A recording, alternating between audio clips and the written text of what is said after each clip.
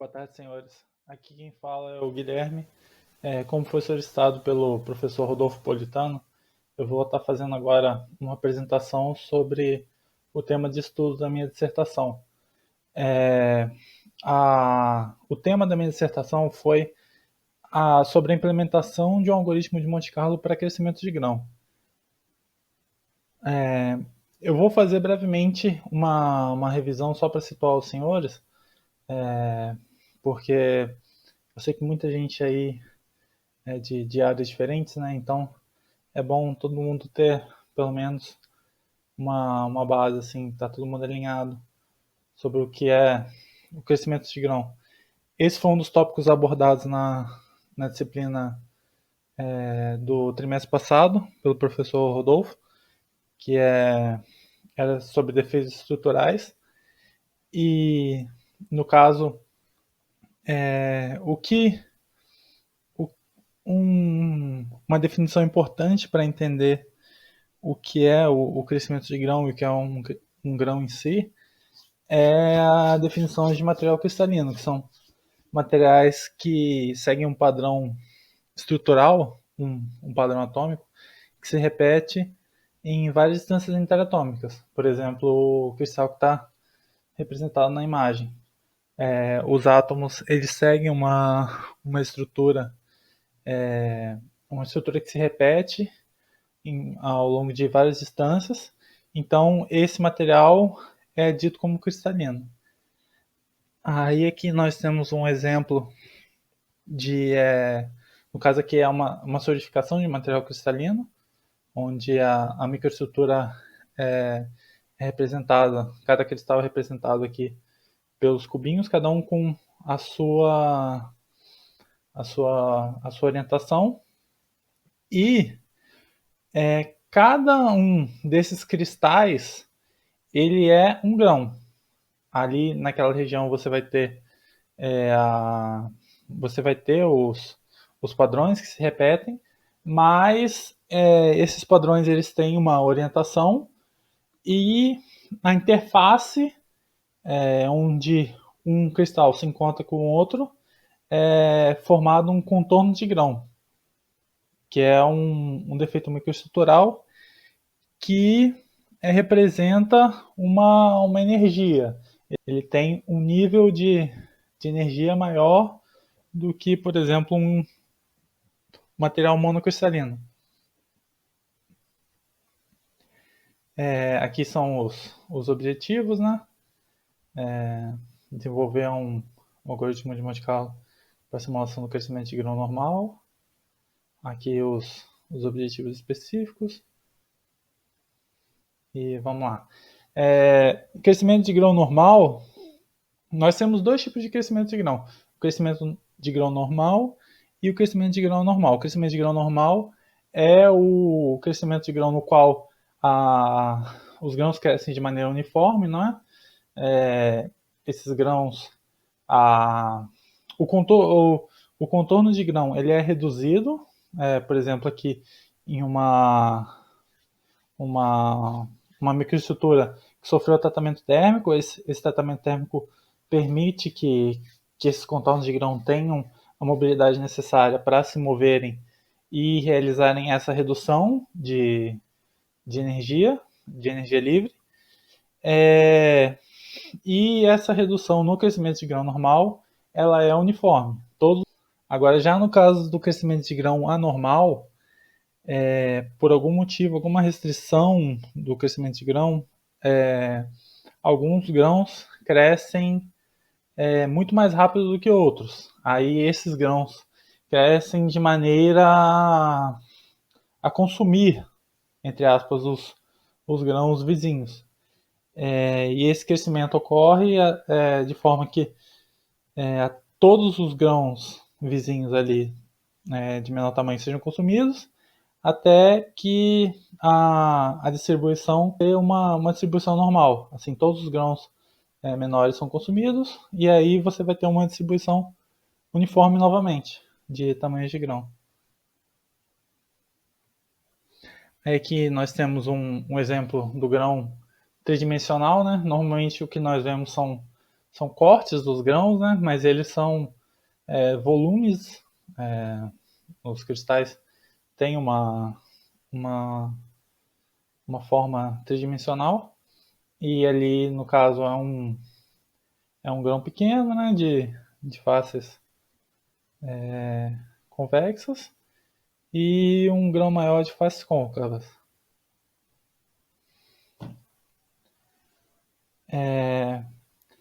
Esses contornos de grão, eles possuem, né, como eu disse anteriormente, uma energia livre por área, que também pode ser representada num modelo assim, como uma tensão superficial.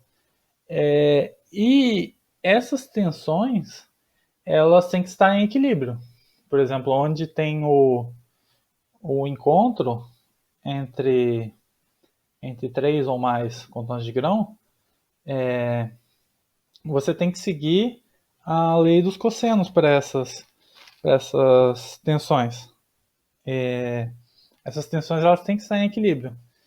Então, a conclusão que nós chegamos é que em um material monofásico, onde os grãos representam o mesmo material, se nós temos a mesma energia interfacial para todos esses grãos, encontro desses grãos, esses ângulos entre, entre os grãos são iguais a 120. E da mesma forma pode ser demonstrado que o vértice onde se encontram quatro grãos diferentes possui um ângulo de 109 graus e de aproximadamente 109 graus. Só que como essa geometria dos grãos ela é aleatória, para atender essas condições, os contornos de grão têm que ser curvados. E além dessa condição, para que haja estabilidade na microestrutura dos grãos, todas as tensões superficiais ali dos contornos de grão têm que estar balanceadas nos contornos de grãos entre as juntas. Aí aqui tem um exemplo da junta entre três, um encontro entre três grãos, que no caso é uma aresta, né, na representação tridimensional, e o encontro de 4 grãos de aproximadamente 109 graus. Aí aqui tem uma representação bidimensional de diferentes grãos, né, com diferentes números de lados. Aqui um grão com 3 lados, um grão com 4, um com 6 e um com 7. Aí, de acordo com aquela lei dos cossenos de equilíbrio no encontro dos contornos de grão, nós temos que os grãos de menor número de lados têm uma curvatura voltada para o interior deles, e os grãos com maior número de lados têm uma curvatura voltada para o exterior. Aí, com o decorrer do fenômeno do crescimento de grão, o número total de grãos é reduzido, não é? Porque os grãos menores vão sendo consumidos, enquanto isso os grãos maiores vão crescendo. E o resultado disso é a redução da energia e da superfície total de contornos de grão. Ou seja, ele está partindo de um equilíbrio metaestável para uma situação mais estável, assim, de menor energia. E esse encolhimento, como consequência desse encolhimento, nós temos também uma variação do número de lados de grãos vizinhos. Quando um grão some, ele tem os grãos vizinhos vão mudar a configuração deles. Então, aqui nós temos um exemplo de um mecanismo representando esse desaparecimento do grão. Os grãos aqui, no caso, inicialmente, tem 6 vizinhos. Aí, assim, ocorre uma variação no número de lados. Aí, o que isso nos mostra? Isso nos mostra que para conhecer bem esse fenômeno de crescimento de grão, também é importante ter um ter essa noção de como funciona a topologia a variação da topologia durante o fenômeno de crescimento de grão. Aí, aqui nós temos uma equação que relaciona a taxa de variação diária em função do número de lados de cada grão, no caso aqui numa representação bidimensional. E o que essa equação nos mostra? Ela nos mostra que grãos com menos de 6 lados vão ter sua área reduzida, enquanto grãos com mais de 6 lados vão crescer. Eles têm essa tendência de crescer. E esse crescimento ocorre na direção da curvatura. Por exemplo, os grãos de 3 lados e 4 lados, eles vão encolher na direção ali da curvatura, e os grãos de mais lados, eles vão crescer.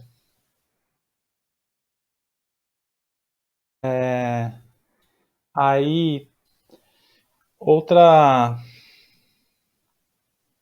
relação importante também é a de velocidade em função, a de velocidade do crescimento de contorno de grão em função da mobilidade do contorno de grão, da energia interfacial e do raio desse grão. No caso, o raio, ele é o raio de uma esfera de volume equivalente ao grão. Aí seria proporcional à raiz cúbica do volume desse grão. E assumindo que essa velocidade é proporcional à taxa de variação do raio médio dos grãos, nós temos aqui, após integração, que o raio médio ao quadrado é proporcional ao tempo do crescimento de grão, ao tempo que ele está sendo submetido a algum tratamento térmico, assim, por exemplo. E no caso, se o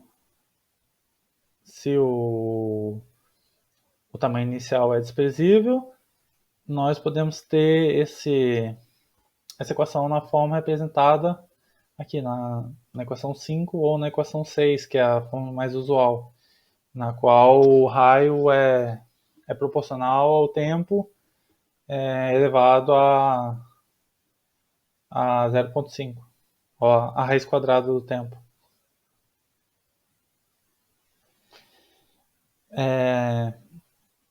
Uma outra propriedade importante do crescimento de grão é a da autossimilaridade, que é assim, quando os grãos eles chegam em uma distribuição estável, eles mantêm a distribuição do tamanho médio relativo ao longo do tempo.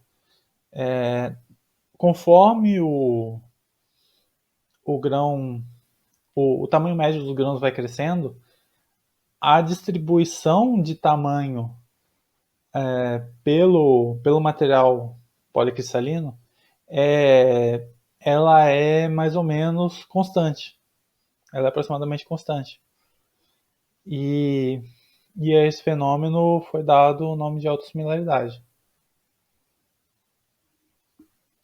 E o resultado desse aumento dos grãos maiores e do crescimento e do decréscimo e posterior desaparecimento dos grãos menores é o fenômeno do crescimento de grão.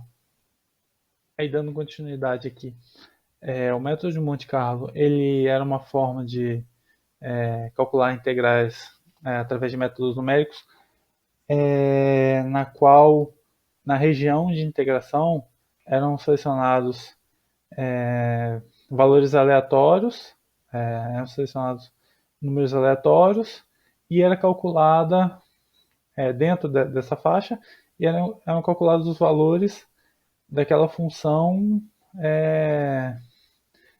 para aqueles valores aleatórios, realizada a média, e então você tinha um valor aproximado da integral dessa função naquela região. Esse método ele é útil na obtenção de valores de integrais multidimensionais, e um caso específico é o do conjunto canônico, que um dos objetivos do método de Monte Carlo é calcular as propriedades termodinâmicas de um sistema com volume constante, temperatura constante e número de partículas constante, que no caso é o conjunto canônico.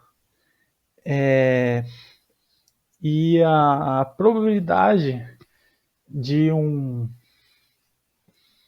sistema estar em um estado que possui uma energia definida, nesse conjunto ele segue a equação 10. Aí no caso ali o H de ômega é a hamiltoniana, que representa a soma das energias potenciais cinéticas desse estado.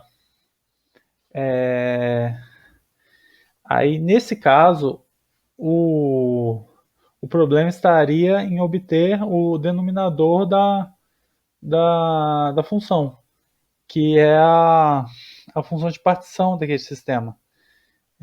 Para um sistema com muitas dimensões, isso poderia ser muito complexo.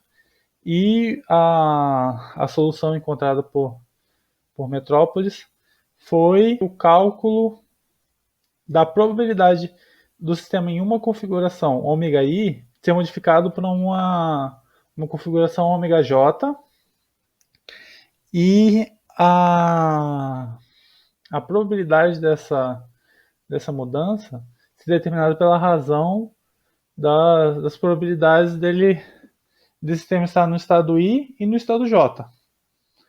Porque assim nós eliminamos a necessidade do cálculo da função de partição. E quando esse cálculo ele é realizado diversas vezes, repetidas vezes, nós conseguimos obter uma amostra na qual o número de vezes que o sistema aparece ali em função do total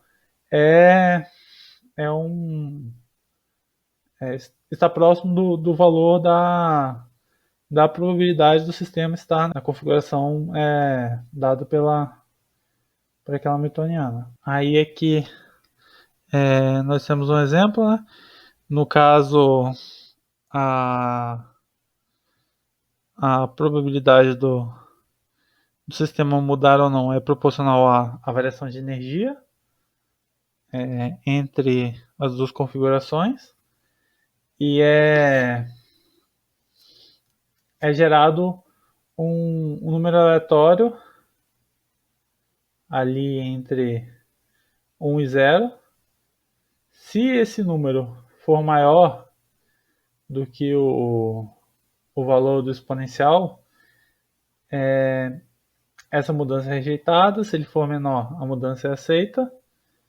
E se a variação de energia ela for negativa, essa mudança é sempre aceita, porque ela vai estar levando o sistema a uma configuração de menor energia. Aí a vantagem desse algoritmo de Metrópolis é que não tem necessidade de obter a função de partição, ou seja, não tem necessidade de conhecer todos os estados possíveis daquele sistema. Aí o modelo de Potts é um modelo muito utilizado para a simulação de crescimento de grão, onde cada elemento de uma malha discretizada ele pode ter valores diferentes de identificação.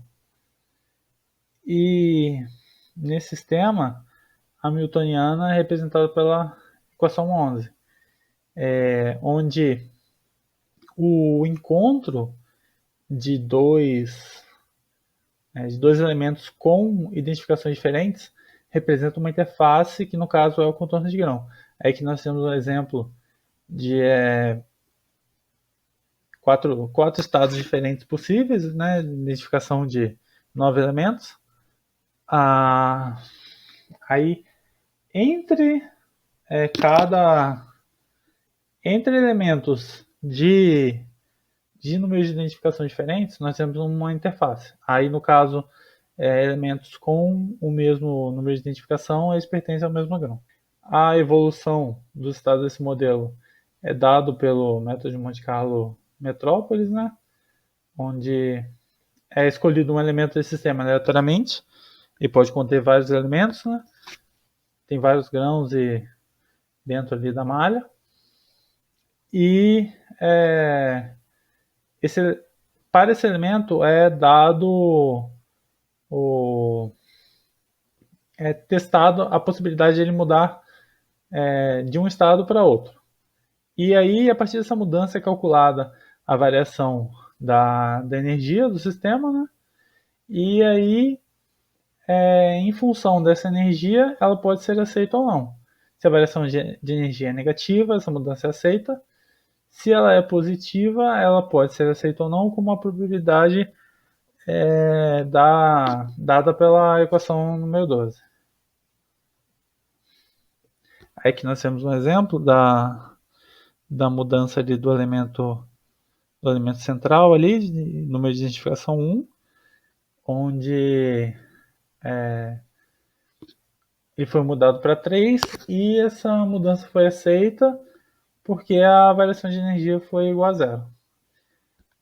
Aí que nós temos um exemplo de malha discretizada com diversos números de identificação e cada região com o mesmo número de identificação representa o grão e a região de encontro entre elementos de números de identificação diferentes são os contornos de grão.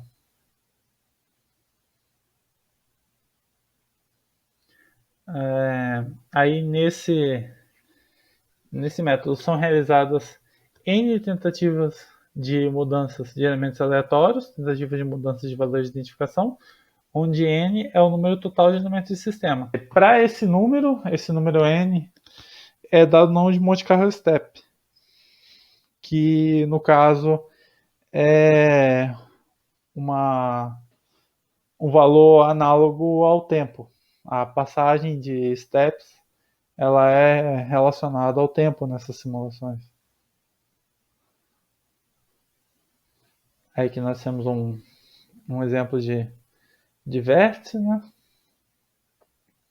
Que é um encontro de 3 grãos diferentes. Aí a metodologia que eu segui foi a da simulação de crescimento de grão normal, né? Uma estrutura cúbica de 3 dimensões de malha 300 por 300 por 300.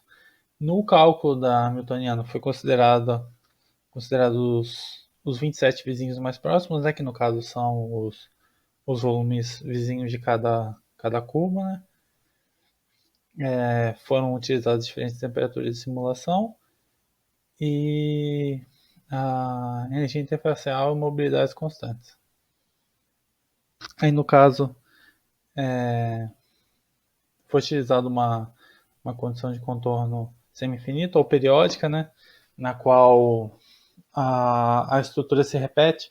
Os vizinhos de uma face são os elementos da face oposta, os vizinhos de uma aresta são os elementos da aresta oposta e os vizinhos de um vértice são os elementos do vértice oposto. Essa é uma solução para o cálculo das energias nesses locais. Durante a minha simulação foi realizado o cálculo da Hamiltoniana apenas localmente, né? Porque como os volumes são calculados individualmente, né? A variação do estado deles. Então a variação da energia daquele volume representa a variação da energia do sistema inteiro. E outra coisa também é que as possíveis novas orientações de cada elemento foram selecionadas entre as orientações dos elementos vizinhos àquele elemento, pois, caso contrário, poderia ocorrer a nucleação de grãos dentro de outros grãos, o que fisicamente não é o objetivo da simulação. Um exemplo de escolha, por exemplo, aqui do elemento com contorno vermelho e a orientação selecionada aleatoriamente para ele, para o teste de mudança de orientação, foi uma orientação igual à original. Aqui no caso é a orientação 3 do elemento com contorno em verde. Uma coisa que eu realizei também no código foi a paralelização de funções, que no caso o objetivo era otimizar o desempenho do código através da utilização de vários processadores, né? A parte do código que fosse possível de ser paralelizada, ela seria calculada através de diversos processadores, e isso reduziria o tempo total de execução do algoritmo. Aí aqui nós temos um fluxograma do algoritmo de Monte Carlo em si, no qual um volume é selecionado aleatoriamente, um volume da malha do sistema, e após isso é selecionado um desses vizinhos aleatoriamente para utilizar essa orientação do vizinho como uma possibilidade de alteração do volume. Aí, com o objetivo de otimizar o algoritmo, eu coloquei algumas condições, como por exemplo, se a orientação do vizinho é igual à orientação original, então não tem necessidade de realizar mais nenhum cálculo. Aí, porque se houver troca ou não, vai ser mantido o valor da orientação. Então, aí já terminaria o algoritmo. Se não, é calculada a hamiltoniana do volume. Se essa hamiltoniana é igual a zero, significa que naquela região não tem nenhum contorno de grão, ou seja, foi selecionado aleatoriamente um volume dentro do grão. Então também não tem nenhuma necessidade de cálculo adicional, porque não vai ocorrer mudança daqueles valores. Agora, se essa hamiltoniana for diferente de zero, o valor da variação de energia com a variação da orientação do volume é calculado, e se essa variação de energia for menor ou igual a zero, essa mudança de orientação é aceita. Se não, é calculada a probabilidade, de acordo com o algoritmo de Metrópolis, e é gerado um valor aleatório.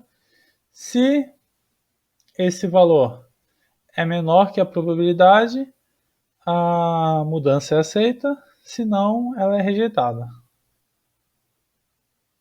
Aí é que para os testes da cinética do algoritmo foi utilizada uma esfera, e essa esfera ela sofreu aí um encolhimento, né, provando que a cinética estava correta, ela encolheu no sentido da curvatura dela. E também foi realizado aqui a gente tem uma linearização dos valores do raio do grão, no caso do raio da esfera. E é possível ver que eles seguem um comportamento similar ao representado na equação, similar ao da equação 6. que é a equação de variação do tamanho médio de grão. Agora eu vou falar um pouco dos resultados. Aqui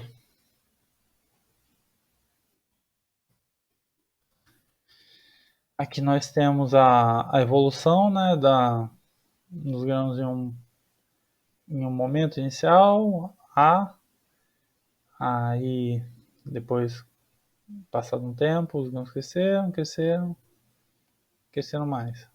Aqui é possível ver um problema do algoritmo de Monte Carlo com simulações onde a temperatura é igual a zero, porque quando essa temperatura é igual a zero, a anisotropia dos planos não permite que alguns planos se movam, porque nenhuma variação nesses planos vai ocasionar a redução da energia do sistema.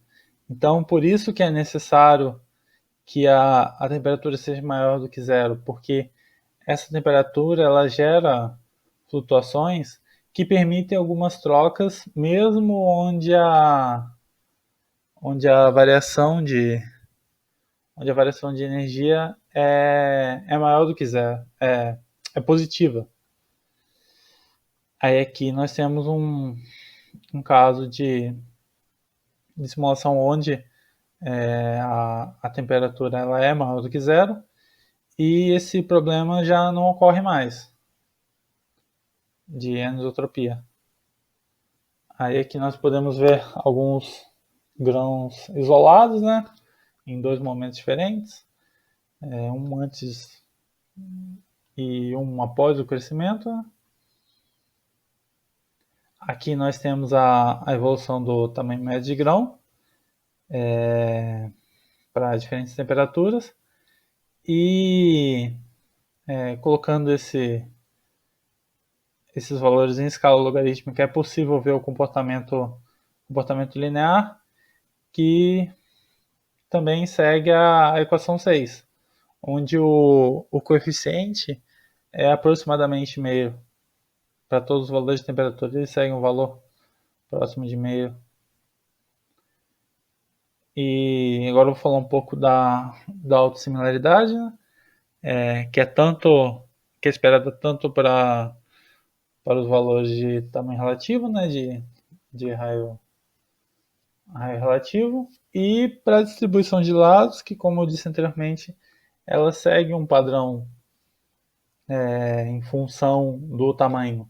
Então é de se esperar que esses lados também tenham esse comportamento de autossimilaridade. A distribuição, né, de tamanho relativo, onde nós podemos ver que para diferentes temperaturas e diferentes momentos, essa distribuição se manteve aproximadamente constante.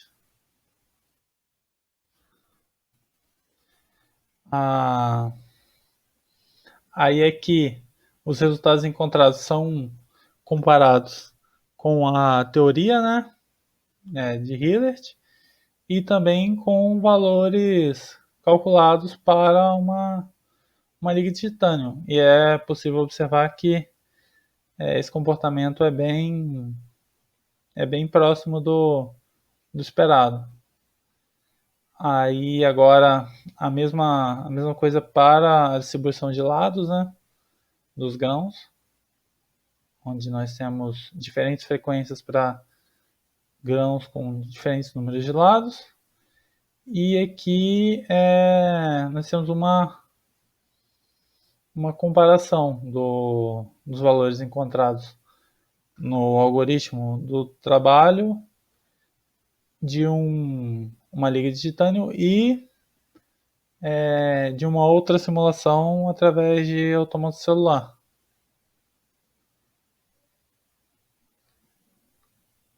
Aqui nós temos os valores médios de número de lados, que são que o valor esperado é aproximadamente 14.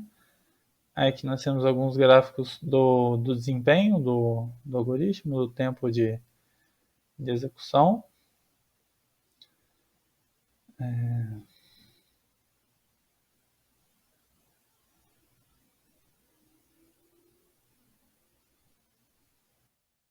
Aí a conclusão que 95% do código é paralelizável, que no caso representam funções de pós-processamento, né, para o cálculo, por exemplo, da distribuição dos números de lados, e isso representou um ganho considerável de desempenho na execução do algoritmo. O algoritmo de Monte Carlo em si, ele não foi tão demorado assim. Ele é um algoritmo rápido. Então, na verdade, esses valores são basicamente de pós-processamento. Aí podemos concluir que foi possível encontrar uma cinética similar à da literatura, com os mesmos valores de expoente, número médio de lados, distribuição de tamanho de grão e de lados. E é isso.